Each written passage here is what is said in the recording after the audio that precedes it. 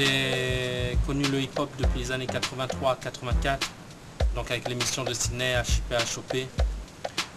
Depuis l'époque, donc j'ai commencé à danser, j'ai fait partie du groupe B-Boys Breakers, on a évolué sur Lyon. Mais c'est vrai que ce qui m'a rattaché énormément à ce mouvement, ça a été aussi la Zulu Nation au tout début, par rapport à tous ces principes, donc cette hygiène de vie. Donc je me suis beaucoup rattaché à ça, à l'état d'esprit positif de la Zulu Nation, puis après au mouvement hip-hop à travers la danse. Donc à partir de 83-84, je commence à danser. Puis en observant énormément, donc tout d'abord Resist, donc mon grand frère qui lui évoluait dans le groupe Crazy Brown Breakers. Donc moi j'étais tout petit à l'époque, je suivais le groupe en allant les regarder à travers les prestations, je dansais déjà un petit peu mais de mon côté tout seul. Puis par la suite avec Atem et Henri, on a rejoint donc les plus âgés, c'est-à-dire JM, Jean-Claude, Yves, ZDK, pour former le groupe B-Boys Breakers. Déjà ça a été l'un des premiers groupes de danse hip-hop sur la France, en parallèle avec Actuelle Force aussi, avec qui on évoluait, donc qui eux étaient sur Paris, nous on était du côté de Lyon. Donc on a évolué très vite en spectacle, en création, d'ailleurs surpris par le succès que ça a pu avoir, puisqu'au départ on faisait ça juste pour l'amour de la danse, puis c'est devenu assez rapidement, ça allait devenir par la suite notre travail. Donc après on a fait ça de manière professionnelle. Ici, fin de ce Téléthon Talent. Et Dieu sait s'ils en ont. Impressionnant, Mimi. Hein, impressionnant. Oh là là. Donc en 1995, je décide de partir en Martinique, je dirais même début 95. Donc au départ c'était surtout pour connaître mon pays d'origine. Donc je voulais partir à la base pour 6 mois de vacances au pays. Et finalement je suis revenu à ce que j'aimais. Donc je suis resté en Martinique, j'ai créé une association qui s'appelle Version Hip Hop, puis une troupe de danse qui s'appelle MD Company. Donc un nouveau style arrive, le faire rentrer dans les mœurs. Donc à travers ça, beaucoup de travail de fond. Et souvent tout ce qui se fait en hip-hop se fait à l'extérieur. Donc nous sommes obligés de travailler avec plus de ferveur pour essayer d'attirer la jeunesse et leur faire croire en ce qu'ils font, mais ensuite aussi de nous exporter beaucoup. Et c'est pas toujours évident quand on sait que les Antilles sont des îles assez éloignées de la métropole. Donc c'est pas toujours évident de pouvoir voyager, de pouvoir faire voir notre travail, de pouvoir montrer aux gens qu'aux Antilles, il y a un hip-hop propre aux Antillais, mais qui est là et qui existe.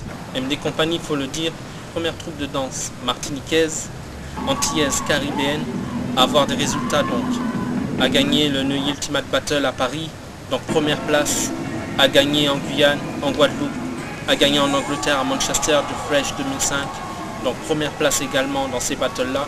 Donc c'est la première troupe de danse caribéenne à avoir exporté son travail. Eh bien, avant tout, même si on ne peut pas forcément faire passer l'amour qu'on a pour la danse, eh bien d'abord on va essayer en voyageant de faire passer le respect. Parce que même si on a un respect de notre patrimoine, le respect de chaque danseur qui sont dans le groupe, le respect pour les autres big boys du monde entier. Donc si on ne peut pas faire passer l'amour qu'on a pour la danse, parce que si on ne t'aime pas, il faut le dire, eh bien au moins on va faire passer le respect tout court.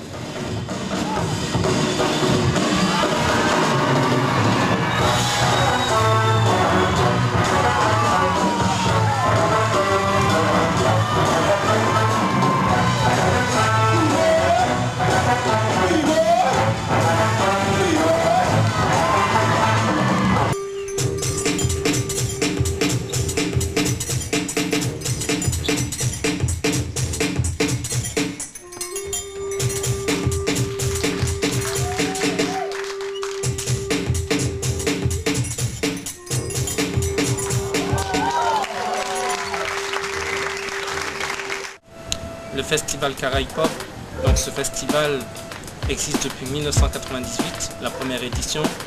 On en sera bientôt à la 4e édition et le festival à l'heure d'aujourd'hui est un festival international donc, qui accueille des artistes qui viennent tant des États-Unis, New York, Philadelphie, Los Angeles que de la France, donc Paris, Lyon énormément, bientôt Bordeaux. Donc le festival a vraiment pris de l'ampleur. On développe tout un travail dans une ville, donc la ville de Fort-de-France, qui nous soutient aussi à chaque édition. Donc c'est toute une commune qui bouge au moment du festival. C'est beaucoup de jeunes qui ont la possibilité de s'exprimer et d'avoir des échanges. C'est aussi des gens comme Sydney, qui est un pionnier de la culture hip-hop en France. Pour nous, c'est aussi un enjeu important d'avoir des gens donc, qui représentent et qui font confiance au festival pour lui donner de l'ampleur, qui nous aident à développer les choses aux Antilles également. Donc on retrouve le graffiti art, on fait venir des DJ. C'est également de la danse évidemment par rapport au travail qu'on a développé jusqu'à présent et beaucoup de groupes de rap. Donc tant des groupes new-yorkais qui viennent en live que des groupes parisiens, des groupes connus. On a déjà accueilli Princesse Agnès, KDD. Donc aujourd'hui c'est un travail qu'on continue à développer. DJ Deden de For My People. Donc c'est tout un travail au sein du festival qui également a son concept. On leur permet aussi de venir et de découvrir ce qu'est la Martinique, c'est la culture de la Martinique. C'est aussi une promotion du hip-hop martiniquais, mais je dirais de la Martinique tout court. Donc il faut savoir qu'on a déjà invité donc, la Guyane, la Guadeloupe, que le travail qu'ils ont pu connaître ici leur a donné l'envie aussi de développer quelque chose, donc, que ce soit en Guyane ou en Guadeloupe.